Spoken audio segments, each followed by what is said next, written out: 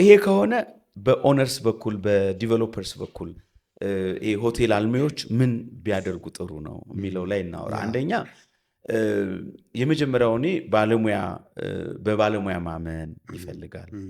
ባለፈው እንዳነሳ ነው በሰው የሚመራ ነው፣ ለሰው ምንሰራለት ለሰው ነው፣ ማሽን አይደለም ብለናል።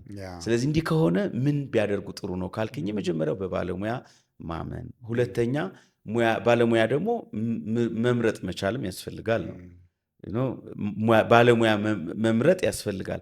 ለእኔ ቤት፣ ለእኔ ቫሊዩ፣ ለእኔ ለምፈልገው ነገር የሚሆነኝ የትኛው ነው፣ ምን አይነት ቫሊዩ ያለው ሰው ነው ብለን ምርጫችን ላይ በጣም መጀመሪያ መጠንቀቅ። ሁለተኛ እኔ ሁል ጊዜ